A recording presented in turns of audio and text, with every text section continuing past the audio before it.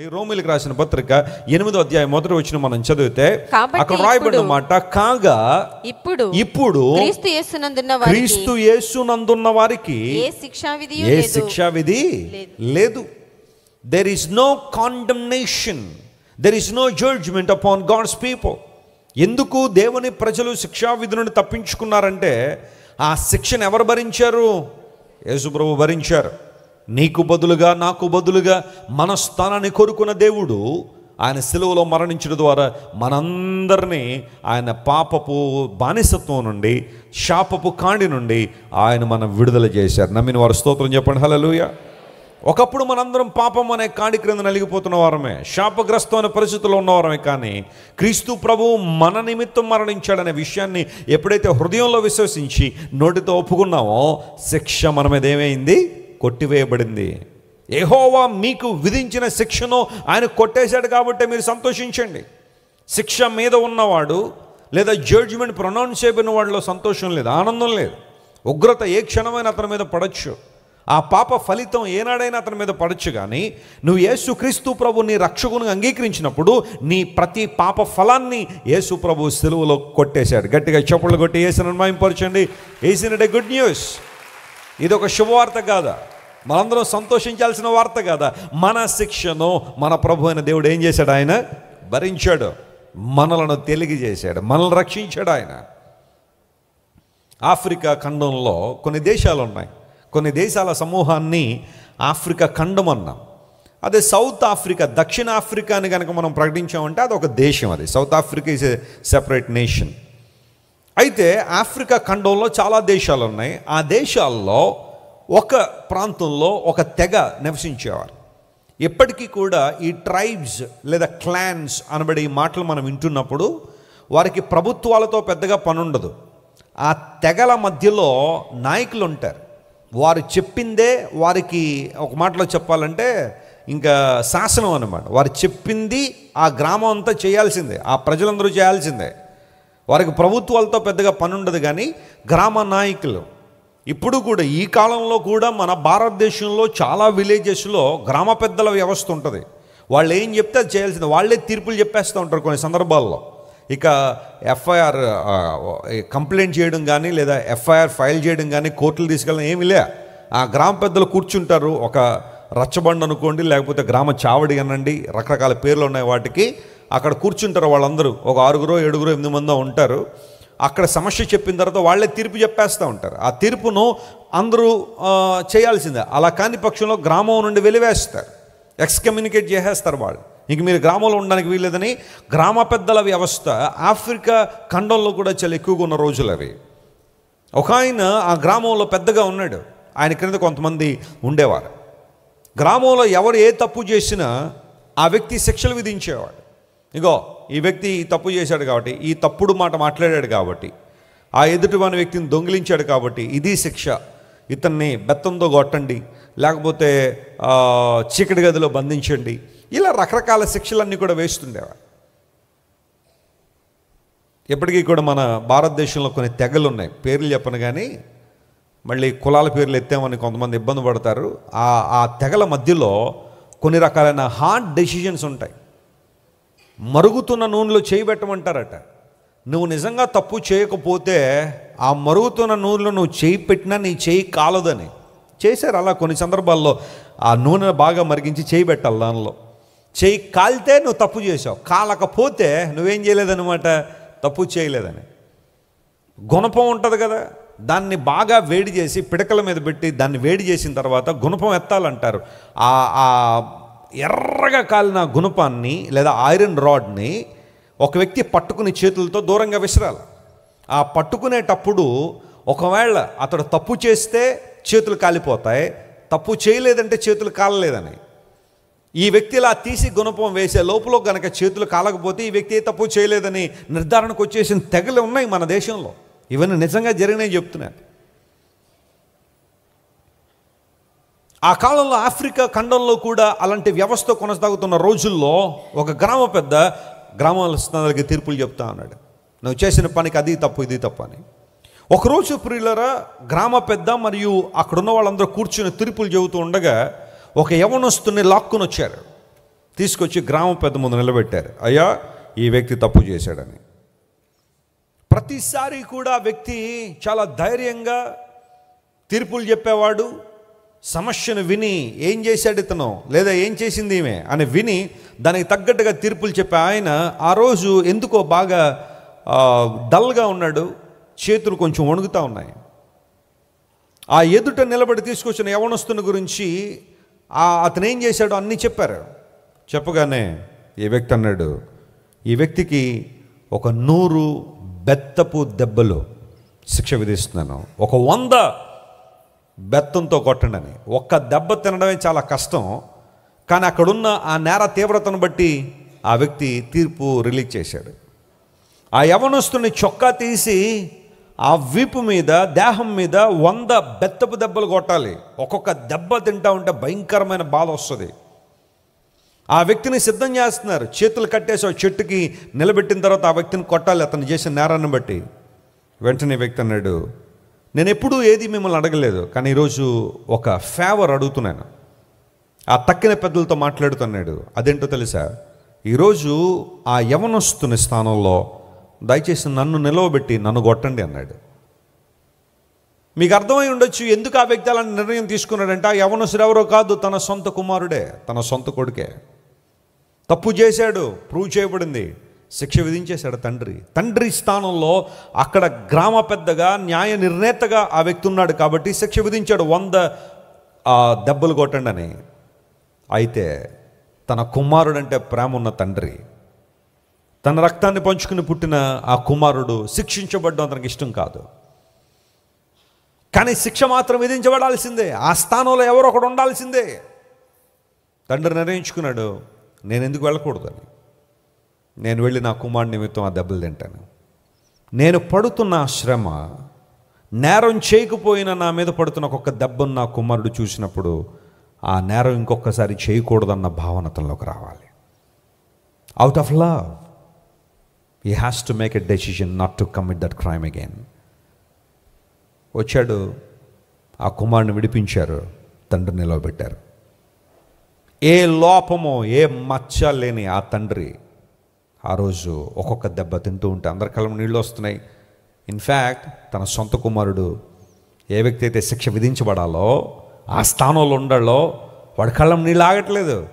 తప్పు చేసింది నేను, కానీ నాకు బదులుగా నా తండ్రి, ఏ నేరము చేయని నా తండ్రి, ఒక్క రిమార్క్ కూడా లేని నా తండ్రి, అనేక మందికి మాదిరిగా ఉన్న నా తండ్రి నా నిమిత్తం దెబ్బలు తింటున్నాడని చూశాడు. ఒక్కొక్క దెబ్బ పడుతుంటే ఆ వీపు మీద ఆ బెత్తపు దెబ్బలతో ఆ రక్తం కారిపోతుంటే ఆ తండ్రిని చూసిన ప్రతిసారి ఆ పిక్చర్ కుమారుని యొక్క మనసులో పడిపోయింది.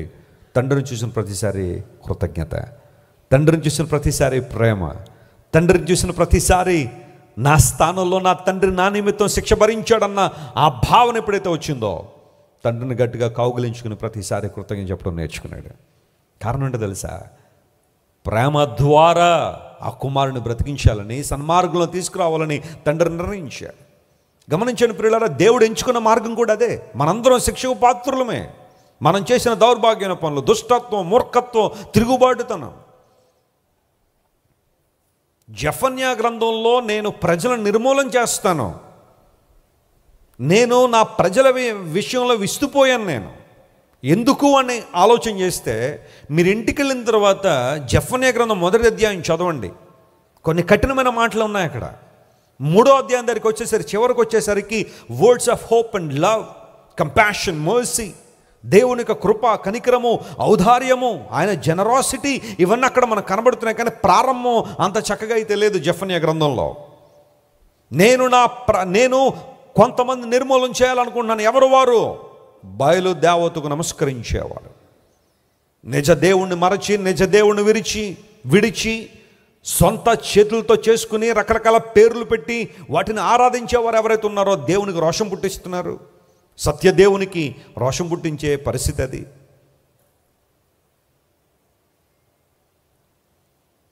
వర్షాలు పడాలంటే, పంటలు పండాలంటే బయలు కనికరం ఉండాలి. బయలే గనక లేకపోతే మనకు పంటలు పండవు. గాడ్ ఇస్ అ ఫర్టిలిటీ అని పిలిచి, వర్షం కురవాలంటే బయలు, పంట పండాలంటే బయలు యొక్క దయ ఉండాలని చెప్పి బయలుదేవతకు నమస్కరిస్తున్నారే. వర్షం కురిపిస్తుంది నేను కదా, మీ పంటలు పండిస్తుంది నేను కదా, మీ కడుపు నింపుతుంది నేను కదా, మీకు జీవాన్ని ఇచ్చింది నేను కదా, జీవితాన్ని ఇచ్చింది నేను కదా. దేవునికి రావాల్సిన మహిమ మరి ఎక్కడికో వెళ్తూ ఉంటే దేవునికి రోషం రాలేదా? వచ్చింది, రోషం వచ్చింది. ఆ తర్వాత మిద్దెల మీదకి ఎక్కి, జాగ్రత్త వినండి, you can relate certain things when I talk about this fact. మిద్దెల మీదకి ఎక్కి ఆకాశములో ఉన్న వాటికి నమస్కరించేవారు. కొంతమంది చేయట్లేదా? ఆ పదం చాలా బాగుంటుంది అక్కడ. అంటే జెఫన్యా గ్రంథంలో రాయబడిన ఆ మాట ఎగ్జాక్ట్గా ఈ రోజున చాలామంది ప్రపంచవ్యాప్తంగా కొన్ని ప్రాంతాల్లో వాళ్ళు చేస్తున్న ఆ పనిని మనం చూస్తే ఆ మాట అక్కడ ఉంటుంది చూడండి. ఎన్నో వచనం? 5వ వచనం, జెఫన్యా గ్రంథం 1వ అధ్యాయం 5వ వచనం. మిద్దెల మీదకి ఎక్కి ఆకాశ సమూహములకు మ్రొక్కువారిని. చాలు. మిద్దెల మీదకి ఎక్కి ఏ సమూహాన్ని మొక్కుతున్నారట అంటే ఆకాశ సమూహంలో ఏమేమి ఉన్నాయి? సూర్యుడు, చంద్రుడు, నక్షత్రాలు, ఇవన్నీ కదా. మిద్దెల మీదకెక్కి, మేడల మీదకెక్కి ఉదయాన్నే లేచి ఆకాశ సమూహాలు మొక్కుతున్నారట. సూర్యుడు వెలిగిస్తున్నాడు కాబట్టి సూర్యుడు దేవుడు, చంద్రుడు వెన్నెలిస్తుంది కనుక చంద్రుడు దేవుడు, నక్షత్రాలు మనకు ఆహ్లాదాన్ని ఇస్తున్నాయి. నక్షత్రాలు కూడా రకరకాల పేర్లు పెట్టి నక్షత్రాలను ఆరాధన చేసేవారు. ఇవన్నీ చేస్తున్నప్పుడు దేవుడు రోషం కలిగిన దేవుడు. ఆయన తనకు రావలసిన మహిమ సూర్యచంద్ర నక్షత్రాదులకు ఇస్తూ మనుషులు మిద్దెల మీదకెక్కి ఆకాశ సమూహాలను మొక్కుతున్నారట. అందును బట్టి నిర్మూలన చేయాలనుకుంటున్నాను. ఆ తర్వాత 6వ వచనం చదివితే, యెహోవాను అనుసరింపక ఆయన విసర్జించి ఆయన విచారణ చేయని వారిని నేను నిర్మూలన చేయబోతున్నాను. చూసారా ఈ మాట? ఆయన అనుసరింపక, ఆయన సన్నిధిలో విచారింపక. అంటే విచారించడం అర్థం ఏంటి? ఇక్కడ ఇలా కూర్చుని అందరం కూడా దిగులు పడ్డమా? రైల్వే స్టేషన్లో విచారణ కేంద్రం అని ఉంటుంది. అంటే అర్థం ఏంటి? గుంపులు గుంపులుగా అక్కడ కూర్చుని అందరూ విచారించమని? నో. విచారణ కేంద్రం అంటే ఎంక్వైరీ అనమాట కదా, అడగడం. ఏమండి ఆ ట్రైన్ ఎప్పుడు వస్తుందండి? ఆ కంపార్ట్మెంట్ ఎక్కడ వస్తుందండి? A1, B1, B2 ఎక్కడ వస్తాయండి? అడుగుతాం కదా. విచారణ కేంద్రం. నా జనులు నన్ను అనుసరింపక నా యొద్ద విచారణ చేయక. అంటే దేవుని దగ్గర విచారణ చేయట్లేదు అంటే ఆయన దగ్గరికి రావట్లేదంటే, ఆయన దగ్గర ప్రార్థన చేయట్లేదంటే మరి ఎక్కడ నువ్వు చేస్తున్నట్టే లెక్క. దేవుని కోపం వచ్చింది ఈ విషయాలన్నీ. అందును బట్టి నిర్మూలన చేసేదను. God pronounce a formal verdict upon people because they are not coming to him. ఆయన దగ్గరికి రావట్లేదు, ఆయన ఆరాధించట్లేదు. భక్తి జీవితంలో చల్లారిపోయిన జీవితం. నిజ దేవుని బిడ్డలని పిలిపించుకున్నప్పటికీ కూడా వీరు దేవుణ్ణి విడిచి బ్రతుకుతున్న వైనాన్ని దేవుడు చూసి ఆయన శిక్షను ప్రకటించాడు. అయితే ఇక్కడ శుభవార్త ఏంటంటే ఆ శిక్షను మరలా దేవుడు ఏం చేశాడు చెప్పండి? కొట్టేశాడు. కారణం మన ప్రభువుని యేసయ్య సిలువలో మన కోసం ఆ శిక్షను ఏం చేశాడు? ఆయన భరించాడు. Out of love you have to come to God. Out of love you have to worship him. దేవుని ఆరాధించడానికి వచ్చిన ప్రతిసారి నీ హృదయం కృతజ్ఞతతో నిండుతుందా? నీ హృదయం కృతజ్ఞతతో నింపబడి దేవుణ్ణి ఆరాధించే హృదయంగా ఉందా?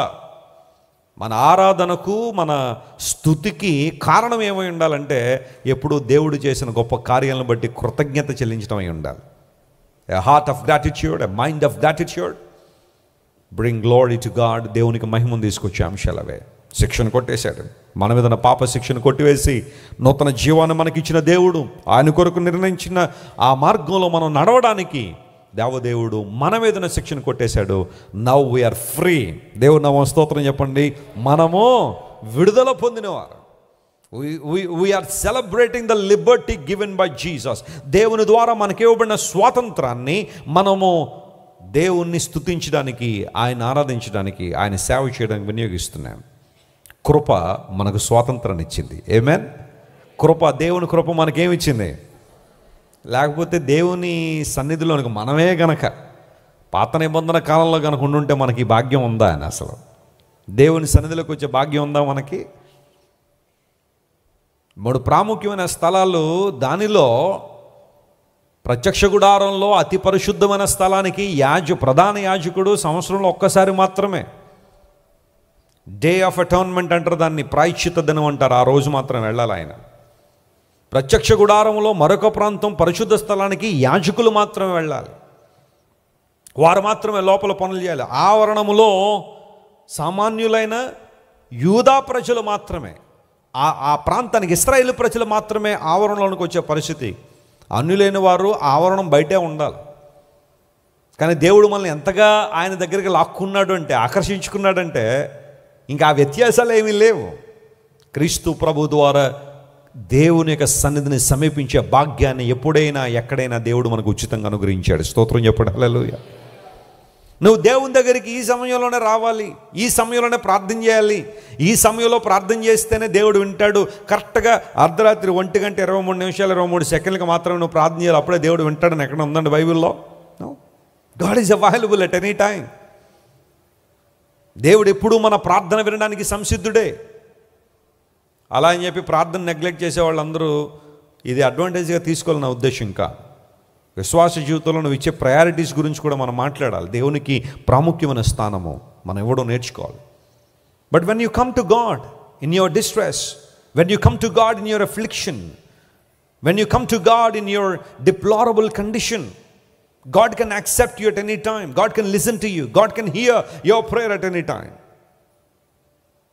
హాస్పిటల్ బెడ్ మీద ఉండి ప్రార్థన చేయొచ్చా అంటే చేయొచ్చు, తప్పకుండా ప్రార్థన చేయి, అందులో ఇబ్బంది ఏం లేదు. ప్రార్థన చేయి, దేవుడు వింటున్నాడు. నీ ప్రయాణాల్లో ప్రార్థన చేయొచ్చా? చక్కగా చేయొచ్చు. ప్రయాణం చేస్తూ కూడా నువ్వు ప్రార్థన చేసుకోవచ్చు. దేవుని సన్నిధిలో మనం ప్రవేశించడానికి కృప ద్వారా ప్రవేశం మనకు లభించింది. We have a liberty to come to God at any time and to call upon him, Abba, Father. తండ్రి అని పిలవగలిగే ఆధిక్యతలోనికి మనల్ని తీసుకొచ్చాడు. కొన్ని మతాల్లో తండ్రి అని పిలిస్తే దేవదోషణ అంటారు. తెలుసా మీకు ఆ విషయం? దేవుణ్ణి మనం ఎలా పిలవకూడదు? తండ్రి అని పిలిస్తే నువ్వు దేవదోషం చేస్తున్నట్టు. Who are you to call God as your father? God never declared himself as the father. He is just God. ఆయన దేవుడు అంతే. తండ్రిగాను పిలిచేస్తే అవ్వదు అని కొంతమంది వాదించే మతాలు ఉన్నాయి ప్రపంచంలో. కానీ క్రైస్తవ్యం మనకు నేర్పించిన ఒక అద్భుతమైన విషయం ఏంటో తెలుసా? You can call your God the creator God, L షదాయ్, Elohim, ఉన్నతమైన దేవుడు, సర్వశక్తి గల దేవుడు. ఎల్ ఒలాం అనగా నిత్యుడైన దేవుడు, ఎల్ షదాయ్ అనగా సర్వశక్తి గల దేవుడు, ఎల్ రోయి చూచుచున్న దేవుడు.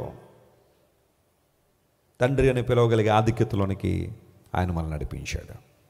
మీ మీద ఉన్న శిక్షణ ఆయన ఏం చేశాడు? ఆయన కొట్టివేశాడు. దేవుని నామమున స్తోత్రం కలుగును గాక.